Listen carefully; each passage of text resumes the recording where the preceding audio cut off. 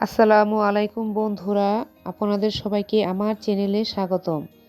আজ আমি আপনাদের দেখাবো কিভাবে খুব সহজে আর কম উপকরণে শীতের সবজি দিয়ে শুটকি মাছ রান্না করা যায়। চলুন তাহলে আর দেরি না করে শুরু করা যাক। রান্নাটা তৈরি করতে এখানে আমি পরিমাণ মতো সবগুলো উপকরণই রেডি করে নিয়েছি। এখানে রসুন আর পেঁয়াজ বাটা নিয়েছি পরিমাণ মতো। এপাশে পেঁয়াজ কুচি করে কেটে নিয়েছি। এখানে ধনিয়া পাতা আর কাঁচামরিচ কেটে নিয়েছি। আর এপাশে আমার পছন্দ মতো শুটকি মাছ নিয়েছি, ভালো করে পরিষ্কার করে ধুয়ে। আর এপাশে আমার পছন্দ মতো কিছু সবজি নিয়েছি, ফুলকপি, সিম, কাঁচা টমেটো, নতুন আলু আর বেগুন। সবগুলো উপকরণই কিন্তু আমি পরিমাণ মতোই নিয়েছি, যতটুকু পরিমাণে আমার লাগবে। রান্নাটা করার জন্য চুলায় কড়াই বসিয়ে দিয়েছি। এখন পরিমাণ মতো তেল দিয়ে দিলাম। তেলটা গরম হয়ে গিয়েছে, এখানে কেটে রাখা পেঁয়াজ কুচি দিয়ে দিলাম ভাজার জন্য।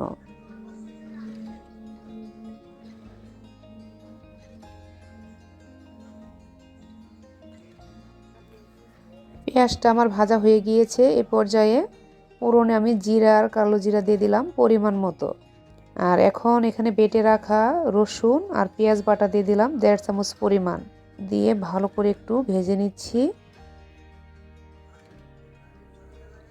যেন কাঁচা গন্ধটা না থাকে। আর শুটকি মাছ রান্নাতে রসুন আর পেঁয়াজ বাটাটাই আমি শুধু দিয়ে দিয়েছি।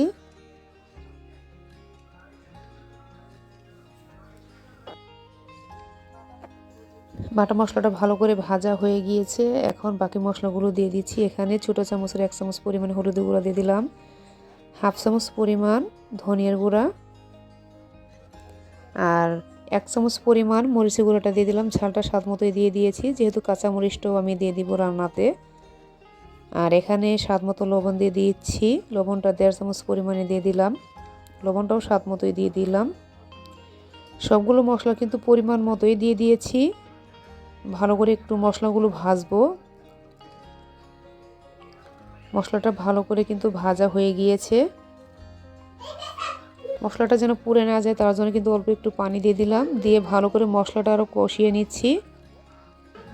মশলাটা কিন্তু ভালো করে কষানো হয়ে গিয়েছে। এখন ধুয়ে রাখা শুটকি মাছগুলো দিয়ে দিলাম, দিয়ে মশলার সাথে ভালো করে একটু মিক্স করে নিচ্ছি। আর মশলার সাথে শুটকি মাছগুলো কিন্তু একটু সময় নিয়ে ভালো করে কষাবো।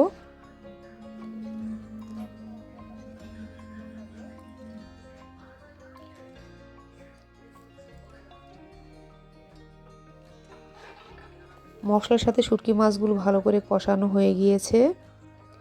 আর এখানে ধুয়ে রাখা সবজিগুলো দিয়ে দিলাম। এখানে ফুলকপি, সিম, বেগুন, আলু দিয়ে দিলাম।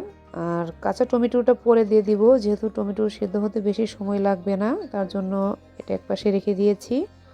আর বাকি সবজিগুলো দিয়ে মশলার সাথে ভালো করে মিক্স করে নিচ্ছি।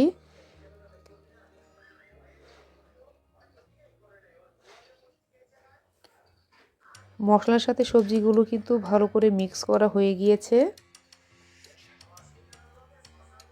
সবজিগুলো কিন্তু আমি ভালো করে কষিয়ে নিয়েছি। এখন এখানে কেটে রাখা কাঁচামরিচ দিয়ে দিলাম। কাঁচামরিচগুলো কিন্তু মাঝখান দিয়ে একটু কেটে নিয়েছি। পরিমাণ মতো কিন্তু কাঁচামরিচগুলো দিয়ে দিলাম। আর যে কোনো মিক্স সবজি রান্নাতে কাঁচামরিচটা দিলে কিন্তু খেতে আরও বেশি ভালো হয়, তার জন্য কিন্তু আমি কাঁচামরিচটাই দিয়ে দিয়েছি স্বাদ মতো, দিয়ে ভালো করে একটু মিক্স করে নিচ্ছি।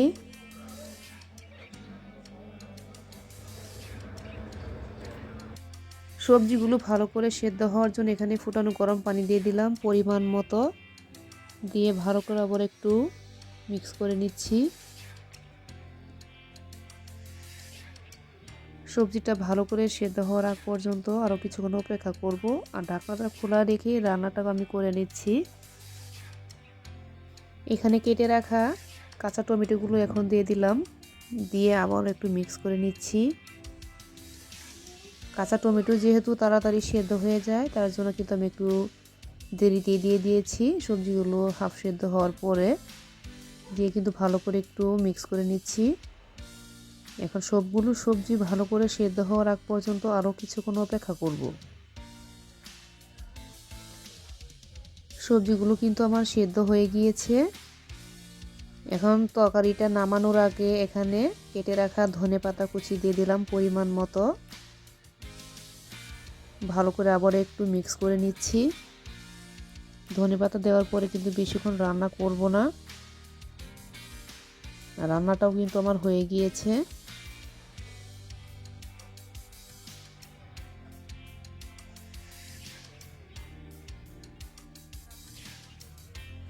এখন একটি বাটিতে নামিয়ে পরিবেশন করে নিচ্ছি। তো বন্ধুরা, এই ছিল আজকের শীতের সবজি দিয়ে শুটকি মাছ রান্নার রেসিপি। আশা করি রেসিপিটি আপনাদের ভালো লেগেছে।